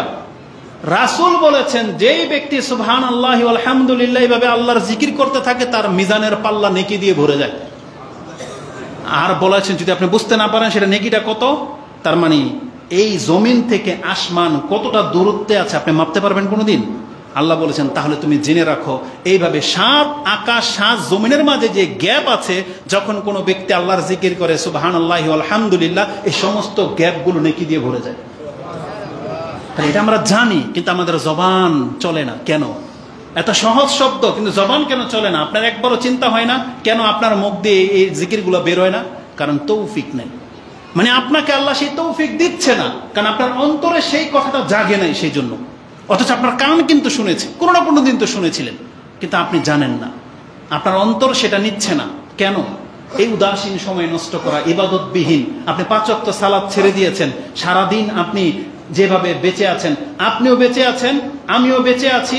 এই প্রথম কাতারে যারা 5 ওয়াক্ত নামাজ পড়ে তাদেরও দিন পার হয়। 24 ঘন্টা পরে যখন আপনি বিছানায় যান, আপনি রেজাল্টটা হিসাব করেন তো, যে আজকে আমি অনুষ্ঠানে গিয়েছিলাম, দোকানেও বসেছিলাম, বাজারঘাট করেছি, চাকরি টাকরি সব করেছি, শুধু 5 ওয়াক্ত নামাজ আপনি পড়েন নাই। আপনার মতোই আরেকজন ব্যক্তি সব করেছে 5 ওয়াক্ত নামাজের সাথে। বলেন তো এই দুই ব্যক্তির রেজাল্টটা কি? একজন মুসলিম হয়ে আল্লাহর সামনে শুয়েছে, একজন অমুসলিমের মতো আল্লাহর কাছে শুয়ে আছে। মরলে কি হবে রেজাল্ট? এই 5 ওয়াক্ত নামাজ আপনার উপরে এত বড় বোঝা হয়ে গেল, যেটা আপনার নাজাতের সাবাব, যেটা আপনার পরিচয়, যে আমি 5 ওয়াক্ত নামাজ পড়ি মানে আমি মুসলিম। এই কথাটা কেন আপনি বুঝবেন না? আর আপনি 5 ওয়াক্ত নামাজ পড়লেন না, আপনি হুজুরের গালি দিতে পারেন, বলতে পারেন এটা ওহাবি, উমুক তুমুক, আরেক দলের লোক। আপনি কান খাড়া করে শুনে রাখেন, আপনার হুজুরের এত বড় ক্ষমতা নাই এই কথাকে উল্টিয়ে দিবে। যেই ব্যক্তি নামাজ আদায় করে না, ইসলামে তার কোনো অংশ নাই। আর এই ফতুয়া আমাদের হুজুর দেয় নাই, এই ফতুয়া দিয়েছে ওমর রাদিয়াল্লাহু তাআলা আনহু। ওমর রাদিয়াল্লাহু তাআলা আনহু বলেছেন, মান, বলা হয়েছে যে কোনটা সালাহ, বলছে নাম, মান তারাকাস সালাহ, তিনি বলেছিলেন লা হাজ্জাতা ফিল ইসলাম লিমান তারাকাস সালাহ। আমি এই জন্য নামাজ পড়বো, তো মরে যাবে একটু পরে। বলছে এই অবস্থায় নামাজ পড়বেন? বলছে হ্যাঁ পড়বো। কেন? বলতেছে লা হাজ্জা ফিল ইসলাম, কারণ ইসলামে তার কোনো অংশ থাকে না। লিমান তারাকাস সালাহ, যে ব্যক্তি নামাজ ছেড়ে দেয়। এটা আপনার, যার নাম নিলে আপনার অন্তর কাঁপার কথা। পৃথিবীর শ্রেষ্ঠ দ্বিতীয়তম ব্যক্তি আবু বকরের পরে ওমর রাদিয়াল্লাহু তাআলা আনহু, তার ফতুয়ার উপরে আপনার হুজুরের ফতুয়া চলবে? আপনার যত বড় দামি মাযহাবের লোক হন না কেন, ওমর রাদিয়াল্লাহু তাআলার ফতুয়ার উপরে আপনার ইমামের ফতুয়া টিকবে? তাহলে আপনি খোঁজ নিয়ে দেখেন, যদি প্রমাণ চান আমি প্রমাণ করে দেব। আপনি খোলেন মুওয়াত্তা মালিক, ইমাম মালিকের তাহারাতের অধ্যায় আপনি 53-54 নম্বরে এই হাদিস পেয়ে যাবেন, যে ওমর রাদিয়াল্লাহু তাআলা বলেছেন এই ফতুয়া, যে যেই ব্যক্তি ইসলাম তার থাকে না, যে ব্যক্তি নামাজ আদায় করে না, তার ফতুয়ার উপর ফতুয়া চলে। কিন্তু আপনাদের চলে, কারণ আপনাদের হুজুররা তো ওই যে মরার পরে কয়েকদিনের খাবে, কি খাবে যেন, 40 আনা কাফারা খাবে, তাই না? আপনি পয়সাওয়ালা হলে 10,000 দিয়ে দিলেন, অল্প পয়সা হলে 5,000, 1400 টাকা দিয়ে আপনি নামাজকে মাফ করাই নিলেন। আপনার দুনিয়াও শেষ, পরকালও শেষ। দুনিয়া শেষ হলো হুজুর টাকা খাইলো, আর পরকাল তো বাদই, কারণ আপনাকে তো মাফ করবেন আল্লাহ 14,000 টাকার বিনিময়। এটা হুজুরদের ধান্দা।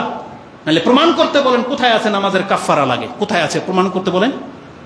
আরে যেখানে আমরা বলেছিলাম যে ফজরের 2 রাকাত সুন্নতের মূল্য হচ্ছে পুরো পৃথিবীর সমস্ত সম্পদ এক পাল্লায় রেখে দিলে ফজরের 2 রাকাত নামাজের মূল্য চুকবে না, আর সেখানে আপনি ফরজ নামাজের কাফারা আদায় করেন। আরে বিদ্যাও নাই, বুদ্ধিও নাই, লজ্জাও নাই এদের। আর তাদের কথা অনুযায়ী আপনার সালাত আদায় করা ছেড়ে দিয়েছেন, এটা মোটেও কাম্য না। অবশ্যই আপনার কল্যাণ, আপনার ইসলামের দিকে ফিরে আসেন। আসুন আমি আপনাকে 2-1টা কল্যাণ দেখাই। আল্লাহ সুবহানাহু ওয়া তাআলা কোরআন একটা আয়াতে বলেছেন, মানুষ সবসময় নিজের কল্যাণ চায়, কিন্তু কল্যাণ চাইতে চাইতে আবার অকল্যাণও চেয়ে ফেলে। কি? ওয়ায়াদউল ইনসানু বিশররি দুআআহু বিল খায়র ওয়া কানাল ইনসানু আজুলা, যেটা আপনি সূরা বনী ইসরাইল 17 নম্বর সূরার 11-12 এই আয়াতগুলো পড়েন, তাতে পেয়ে যাবেন। আল্লাহ বলেছেন মানুষ সবাই নিজের কল্যাণ চায়, কিন্তু এর স্বভাব হলো কল্যাণ চাইতে গিয়ে সে অকল্যাণ চেয়ে ফেলে। কারণটা আল্লাহ বলে দিয়েছেন। সেটা কিভাবে হয়? যে তাড়াহুড়া করে। মানে আপনি আল্লাহর কাছে একটা দোয়া করেছেন, চাচ্ছেন এটা হোক, কিন্তু কোনো জবাব আসছে না। আপনার কাছে মনে হচ্ছে যে আল্লাহ হয়তো শুনে নেয়, আর আল্লাহ হয়তো আমার ডাক শুনবেও না। তখন আপনি সিদ্ধান্ত নিয়ে নিলেন, দূর যা হয় হোক, করে ফেললেন। অথচ আপনার উচিত ছিল যে আল্লাহকে যখন ডেকেছেন ডাকতে থাকেন, অপেক্ষা করেন। এটা বিশেষ করে কাদের জন্য? ধরেন বিয়ে শাদীর ক্ষেত্রে সন্তান হয় না তাদের জন্য এটা এক্সাম্পল ফিট হবে বেশি। আপনি বিয়ে করেছেন, 5 বছর হয়ে গেছে, ডেকেছেন হয়তো আল্লাহকে 5 বছরই ডেকেছেন, তারপরে কেউ কান পরা দিলেও তোর আল্লাহ তোর ডাকে শুনবে না, বা তোর ডাকে আল্লাহ শুনবে, তে যা একটু মাজারে গিয়ে একটা খাসি মুরগ জবাই করে দিয়ে আপনি গেলেন। এই যে তাড়াহুড়া, এটা হচ্ছে তাড়াহুড়া। কেন তাড়াহুড়া? যা হুজুর 5 বছর ডেকেছি তাও তাড়াহুড়া? হ্যাঁ তাড়াহুড়া। কারণ ইব্রাহিম আলাইহিস সালামের সন্তান হয় নাই কত বছরে? 80-100 বছর ধরে নেন। জাকারিয়া আলাইহিস সালাম 80, ধরেন 80 বছর। 80 বছর তার সন্তান হয় নাই, কিন্তু প্রমাণ করতে পারবেন তারা অধৈর্য হয়ে গিয়েছিল, তারা আল্লাহকে ডাকা ছেড়ে দিয়েছে। আরে জাকারিয়া আলাইহিস সালাম তো জীবনের শেষ সময় একবারে 80 বছরে বলতেছে, রব্বি লা তাজার, রব্বি হাবলি মিনাস সলিহিন, বা যেটা বলেছিল যে রব্বি তুমি আমাকে নিঃস্ব করে ছেড়ে দিও না, আমাকে তুমি ওয়ারিস দান করো। তার মানে শেষ বছরে এসে বলতেছে এই কথা। তার মানে বোঝা যাচ্ছে যে 80 বছর পর্যন্ত ডাকতেই আছে আল্লাহকে। তারপর আল্লাহ শুনেছেন কি শুনেন নাই? শুনেছেন। কিন্তু আমরা মুসলিমরা তাড়াহুড়া করব, সিদ্ধান্ত খুব দ্রুত নিয়ে ফেলি। আরেকটা পয়েন্ট বলি, তাড়াহুড়া মানিটা কি? তাড়াহুড়া মানি হচ্ছে নগদ নগদ চাওয়া। যেমন আপনি আল্লাহর ইবাদত করতেছেন, আজকে নামাজে আসছেন, ইচ্ছা মতো আল্লাহকে বলবেন, আল্লাহ আজকে তো নামাজ পড়ছে, আল্লাহ তুমি আমার দুনিয়াতে এত টাকার মালিক বানাই দাও, এতটা সম্পত্তির মালিক বানাই দাও, আমার পোলাকে আল্লাহ তুমি এই চাকরিটা মিলাই দাও, এই সেই। এগুলো কি? সব দুনিয়া। এগুলো কি? দুনিয়া। আল্লাহ বলেছেন ফামিনান নাসি মান ইয়াকুলু রাব্বানা আতিনা ফিদ দুনিয়া, যেই ব্যক্তিরা বলে যে আল্লাহ তুমি আমাকে দুনিয়া দাও, আল্লাহ বলেছেন ওমা লাহু ফিল আখিরাতি মিন খালাক। এটা আপনি সূরা বাকারার 200 নম্বরে পেয়ে যাবেন, যে আল্লাহ বলেছেন মানুষের মধ্য থেকে বহু মানুষ আছে যারা আল্লাহর কাছে নগদ নগদ চায়। তার মানে তারা যা কিছু আছে সব দুনিয়ার ক্ষেত্রে দুনিয়া চায়। জানেন এটা কত মারাত্মক ব্যাপার? কেন আল্লাহ আমাদেরকে এটা শিখিয়েছেন? কেন আল্লাহ বলেছেন যে তুমি আমার কাছে দুনিয়া চাইও না? বরং আল্লাহ সুবহানাহু ওয়া তাআলা সূরা হুদ 11 নম্বর সূরার মধ্যে আপনি পেয়ে যাবেন 15 এবং 16, বনি ইসরাইল আপনি পেয়ে যাবেন 19, 20, 21 এই আয়াতগুলো পড়েন। তাতে আল্লাহ কি আছে? একটা আয়াত মনে এখানে আমি নোট করেছি, যেটা আমি আপনাকে দেখালাম। কি বলেছেন?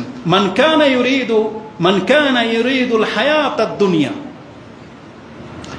আল্লাহ সুবহানাহু ওয়া তাআলা বলেছেন মান কানা ইউরিদুল আজিলাতা আজ্জালনা লাহু ফিহা মা নাশাউ লিমান নুরিদ সুম্মা জাআলনা লাহু জাহান্নামা ইয়াসলাহা মাযমুমান মাদহুরা। আল্লাহ বলেছেন মান কানা ইউরিদুল আজিলাতা আজ্জালনাহা, যেই ব্যক্তি আমার কাছ থেকে শুধু নগদ নগদ চায়, আমি যদি তাকে নগদ দিয়ে দিই, রেজাল্ট কি? তাকে আমি জাহান্নামে লাঞ্ছিত করে ছেড়ে দেব। আজকে পুরো পৃথিবীর কাফেররা শুধু দুনিয়া নিয়ে বেঁচে আছে, ওরা পরকাল চায় না। কিন্তু মুসলিমদের কি করা উচিত ছিল? মুসলিমদের আল্লাহর কাছে পরকাল চাওয়া উচিত ছিল। উম্মে সালামা রাদিয়াল্লাহু তাআলা আনহা তিনি দোয়ায় বলতেছেন আল্লাহুম্মা মাত্তিনা বিজাওজি রাসূলিল্লাহি সাল্লাল্লাহু আলাইহি ওয়াসাল্লাম ওয়া বিআবি সুফিয়ান ওয়া বিআখি মুআবিয়া, আল্লাহ তুমি আমাকে এতটা বয়স দান করো যাতে আমি রাসূলের পুরো জীবনটা পাই, আমার বাবা আবু সুফিয়ানের পুরো জীবনটা পাই, এমনকি আমার ভাই মুআবিয়ার পুরো জীবনটা যেন আমি পাই। কেন? কারণ তারা প্রত্যেকে লিডার ছিলেন, যাতে সেই শান শৌকতের সাথে বেশি দিন বেঁচে থাকতে পারে। রাসূল বললেন সুবহানাল্লাহ, তুমি এমন কিছু চাইলা যেটা আল্লাহ তো আগেই অগ্রিম লিখে দিয়েছে যে তোমার বয়স কত হবে, কত ডুব পানি তুমি খাইবা, কত শান শৌকতের সাথে বেঁচে থাকবা, এটাকে আল্লাহ আগে লিখে দেয় নাই? আপনারা তো জানেন যে আপনার এক ডুব পানি বাকি থাকতে কি আপনার মৃত্যু আসবে না। তাহলে রিজিকটা আল্লাহ আপনাকে আগেই লিখে দিয়েছেন। বলছেন বরং তুমি যদি চাইতে আল্লাহর কাছে আল্লাহুম্মা আফিনি মিন আযাবিল কবরি ওয়া আযাবিন নার ফাকানা খায়রাল লাকি, বরং তোমার দোয়াতে তো উচিত তুমি আল্লাহর কাছে বলবা আল্লাহ তুমি আমার কবরের আযাব এবং জাহান্নামের আযাব থেকে আল্লাহ নিরাপত্তা দিয়ে দাও। এইটা হইতে হবে দোয়া, এটা তোমার জন্য কল্যাণকর। কারণ তুমি রিজিক চাইলেও পাইবা, না চাইলেও পাইবা, কারণ এটা আল্লাহ নির্ধারিত, এটা আল্লাহ নির্ধারণ করে দিয়েছে। এটার বাস্তব প্রমাণ কি জানেন? বেনামাজি দান চাষি আর নামাজি দান চাষি কাদের সংখ্যা বেশি? বেনামাজির সংখ্যা বেশি না? আচ্ছা বলেন তো দেখি, দান কাদের জমিতে বেশি হয়? নামাজের জমিতে বেশি হয় না বেনামাজের জমিতে বেশি হয়?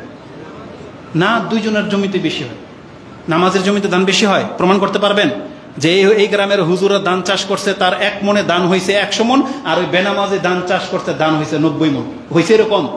তার মানে রিজিকের ক্ষেত্রে নামাজকে আল্লাহ প্রাধান্য দেয় নাই যে নামাজি লোক। আচ্ছা ধরেন এটা বাস্তব উদাহরণ, আপনার সমাজের ইমাম সাহেব কোটিপতি না আপনারা কোটিপতি?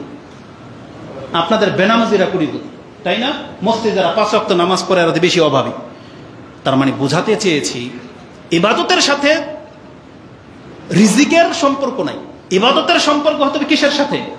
পরকালের সাথে, আল্লাহর সাথে, নাজাতের সাথে। আপনি নামাজ পড়তেছেন, দোয়া দুনিয়া না, আপনি কি চাইবেন আল্লাহর কাছে? পরকাল চাইবেন। মানে আমরা বেঁচে আছি কেন, আলহামদুলিল্লাহ কেন বলি, লা ইলাহা ইল্লাল্লাহ কেন বলি? এটা কি দুনিয়ার সম্পদের দোয়া নাকি জাহান্নাম থেকে মুক্তির দোয়া? তার মানে প্রত্যেকটা মুসলিমকে ইবাদত করতে হবে আল্লাহর নাজাতের জন্য, আল্লাহর কাছে জান্নাতের জন্য। আমার বক্তব্য করে দেব, সংক্ষিপ্ত করে দেব, যদিও কথা অনেক লম্বা হয়ে যাচ্ছে।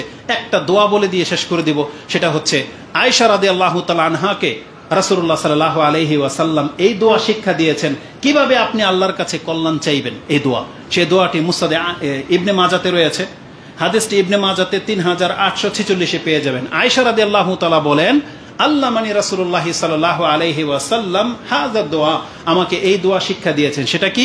যে তুমি বলবো আল্লাহুম্মা ইন্নী আসআলুকা মিনাল খায়রি কুল্লি আজিলিহি ওয়া আজিলি মা আলিমনা মিনহু ওয়া মা লাম না'লাম। আমি বহু বচনে পড়লাম, যদি এক বচনে আছে যে আমরা দোয়া করব কি আল্লাহুম্মা ইন্নী আসআলুকা মিনাল খায়রি কুল্লি, আল্লাহ যত কল্যাণ আছে আল্লাহ সেটা আমি তোমার কাছে চাচ্ছি, আজিলিহি ওয়া আজিলি, দুনিয়াতে এবং পরকালে। মা আলিমনা মিনহু ওয়া মা লাম না'লাম, আমরা জানি আর না জানি আল্লাহ তুমি জানো যে কিসে কল্যাণ কিসে অকল্যাণ, তুমি যেটা জানো ওই সব কল্যাণ আমি চাচ্ছি। ওয়া নাউযু বিকা মিনাশ শাররি কুল্লি, আল্লাহ সমস্ত অনিষ্ট থেকে তোমার কাছে আশ্রয় চাচ্ছি। আজিলিহি ওয়া আজিলি মা আলিমনা মিনহু ওয়া মা লাম না'লাম, আমরা জানি আর না জানি যে কোন কাজে অকল্যাণ আল্লাহ তুমি তো জানো, আমাদেরকে তুমি আশ্রয় দিয়ে দাও। এবং তুমি বলবা আল্লাহুম্মা ইন্নী আসআলুকা খায়রা মা সালাকা আবদুকা ওয়া নাবিয়ুকা মুহাম্মাদিন সাল্লাল্লাহু আলাইহি ওয়াসাল্লাম, আল্লাহ আমি তো জানি না যে কিসে কল্যাণ, তবে তোমার নবী মুহাম্মদ সাল্লাল্লাহু আলাইহি সাল্লাম তোমার কাছে যা যা চেয়েছে আল্লাহ আমি তোমার কাছে তা তা চাচ্ছি। ছোট্ট একটা বাক্য না, কিন্তু কত বড় কথা বলেছেন। রাসূল তার জীবনে কত কল্যাণ চেয়েছে আপনি জানেন? জানেন না, কিন্তু আপনি এক কথাই বলে দিলেন আল্লাহ মুহাম্মদ সাল্লাল্লাহু আলাইহি সাল্লাম তোমার বান্দা, পছন্দনীয় বান্দা, তোমার কাছে যা যা চেয়েছে কল্যাণ আল্লাহ তুমি আমি তাই দাও, আমি তাই চাচ্ছি। ওয়া আউযু বিকা মা মাস্তাআযাকা মিনহু নবিয়ুকা মুহাম্মাদিন সাল্লাল্লাহু আলাইহি ওয়াসাল্লাম, আমি ওই সমস্ত অকল্যাণ থেকে তোমার কাছে আশ্রয় চাচ্ছি যেই সমস্ত অকল্যাণ থেকে মুহাম্মদ সাল্লাল্লাহু আলাইহি ওয়াসাল্লাম তোমার কাছে আশ্রয় চেয়েছে। আর সর্বশেষ যে কথাটা সুবহানাল্লাহ, এর মধ্যে আছে আল্লাহুম্মা ইন্নী আসআলুকাল জান্নাতুল ফিরদাউস ওয়া মা কাররাবা ইলাইহা মিন কাউলিন ওয়া আমাল ওয়া আউযু বিকা মিনান নারি ওয়া মা কাররাবা ইলাইহা মিন কাউলিন ওয়া আমাল, আল্লাহ আমি তোমার কাছে জান্নাত চাচ্ছি আর যে কাজ করলে কথা বললে জান্নাত পাওয়া যায় সেটা আমাকে দিয়ে করাও। আর আমি তোমার কাছে জাহান্নাম থেকে আশ্রয় চাচ্ছি, যে কথা বললে যে কাজ করে ফেললে জাহান্নামে যেতে হয় ওই কথা ওই কাজ থেকে আল্লাহ তুমি আমাকে ফিরাও। এটা কত বড় দোয়া। এবং সর্বশেষ আপনি আল্লাহর কাছে দোয়া করবেন, আপনি বলবেন ওয়া আসআলুকা আন তাজআলা কুল্লা কাদাইন কাদাইতাহু লি খায়রা, আল্লাহ তুমি আমার তাকদিরে যা কিছু লিখেছো আমি সেই তাকদিরের শুধু ভালো জিনিসগুলো তোমার কাছে চাচ্ছি। তার মানে আমার তাকদিরের অকল্যাণগুলো যেন আমাকে স্পর্শ করতে না পারে, আল্লাহ তুমি আমার তাকদিরের ভালোগুলোকেই বহাল রাখো, খারাপগুলোকে আল্লাহ তুমি মিটিয়ে দাও। সুবহানাল্লাহ, এটা হচ্ছে দোয়া। তাহলে আমাদেরকে কি করতে হবে? আল্লাহর কাছে চাইতে হবে। আপনি কল্যাণ চাইবেন, আর প্রত্যেকটা মানুষ যখন জানবেন আপনাকে জানানো হবে এটা কল্যাণ এটা অকল্যাণ, আপনি সেটা মেনে চলার চেষ্টা করেন। এটা রোগীর ক্ষেত্রেও ডাক্তার যেটা বলবে আপনার কল্যাণ এটা, আপনি এটা করেন, ওটা খায়েন না, এটা খাইলে আপনার সমস্যা, খায়েন না, জিহ্বাকে একটু কন্ট্রোল করেন। তারপরে হুজুররা যখন আপনাকে বলতেছে সুদের সাথে জড়ায়েন না, ঋণ করে বাড়ি করার দরকার নাই, আপনি হুজুরের কথাটা মেনে নেন, কারণ আপনি মনে করতেছেন দূর হুজুরের কথার আর কি মূল্য আছে। তাহলে এখানে কি রাসূল এসে কথা বলবে? কে কথা বলবে এখানে? হয় আমি আজকে বলেছি আপনার সন্তান যখন হুজুর হবে উই না বলবে, তাহলে কোরআন হাদিস কে বলবে? আর এই হুজুরই বলবে। কিন্তু আপনি যদি আর কথাটা মূল্যায়ন না করেন, তাহলে কার কথাটাকে অমূল্যায়ন করলেন আপনি বলেন তো? মূলত আপনি হুজুরের কথাকে অমূল্যায়ন করেন নাই, আপনি আপনার রাসূলের এবং আপনার রবের কথাকে অমূল্যায়ন করেছেন। কেন? কারণ হুজুর কি নিজের কথাটা বলছে? সুদ হারাম, এটা কি হুজুরের ফতোয়া? কার ফতোয়া? আল্লাহ সুবহানাহু ওয়া তাআলা বলেছেন সুদ হারাম। তাহলে কোরআন হাদিস থেকে যেটা কখন হুজুর বলবে, এই হুজুরদের কথা মেনে নেওয়া ছাড়া আপনার কিন্তু আর পথ নাই। কিন্তু ওই হুজুরদের কথা আপনি অ্যাভয়েড করবেন যাদের কথায় কোনো দলিল থাকে না, যাদের কথা সাপ ব্যাং কিচ্ছা হরিণের কিচ্ছা থাকে, এদের কথার কোনো দলিল নেই। যারা মিলাদুন নবী পালন করেছে বিনা দলিলে, বলছে দলিল লাগে না, দলিল ছাড়া ইবাদত চলে না, আপনি জেনে নেন। দলিল ছাড়া আপনি রাসূল সাল্লাল্লাহু ভালোবাসা প্রদর্শন করবেন, চলবে না। আচ্ছা বলেন তো দেখি, আপনি ভালোবাসেন বলতেছেন স্ত্রীকে, মাকে, বোনকে, মেয়েকে, আপনার স্ত্রীকে যেভাবে আপনি চুমা দেন আপনার মেয়েকে ওইভাবে দিবেন? আপনি বলতেছেন না তোমার কাছে কৈফিয়ত দিতে হবে না, আমি আমার মেয়েকে ভালোবাসি, এটা ভালোবাসার প্রমাণ, মানবে সমাজ? তাহলে ভালোবাসারও প্রমাণ লাগে। আপনি যখন বলবেন আমি রাসূলকে ভালোবাসি, তাহলে কি নিজের মতো করে ভালোবাসবেন? না, এটা ভালোবাসা না। আপনি টুপি পরা পছন্দ করেন, তাই বলে কি লুঙ্গি খুইলা মাথায় দিবেন? প্রত্যেকটা জিনিসের একটা মাপ রেখা আছে। আল্লাহকে ভালোবাসারও মাপ রেখা আছে। আপনার বাপ মাকে, পীরকে, হুজুরকে ভালোবাসবেন, তারও একটা কি মাপ রেখা আছে। এই জন্য জানতে হবে। আপনি গোরামি করবেন না, রাগ করলে রাগ করতে পারেন, আপনার ধর্ম শিক্ষা নেওয়া ছাড়া আপনার কোনো গতি নাই। এজন্য আপনার বয়স যারা হয়ে গেছে আপনি হেও হয়ে যান না। আজ থেকেও আপনি চাইলে আপনি হচ্ছেন আবু বকরের মর্যাদার, এটা নিয়ে নেন এভাবে। আপনি হামজা রাদিয়াল্লাহু তাআলার মর্যাদার, আপনি আব্বাস রাদিয়াল্লাহু তাআলার মর্যাদার, কারণ এই বয়সে তারা ইসলাম গ্রহণ করেছিল না। তাহলে আপনি সেই বয়সের, তাহলে আপনি কেন আব্বাস হইতে পারবেন না? আপনি কেন আবু বকর হইতে চাচ্ছেন না? আপনি কেন হামজা হইতে চাচ্ছেন না? কেন? এটা কি শুধু হলে ওদের জন্য কোরআন নাজিল হয়েছে? না, এটা আপনার জন্য হয়েছে। এজন্য আমি আমার জন্য এবং আমাদের মুসলিম ভাইদের জন্য দোয়া করি, আল্লাহ তুমি আমাদেরকে কবুল করো। আকুলু লিকাউলি হাযা আস্তাগফিরুল্লাহ লি ওয়া লাকুম ওয়া লিসাইরিল মুসলিমিন ফাস্তাগফিরু ইন্নাহু হুয়াল গফুরুর রহিম।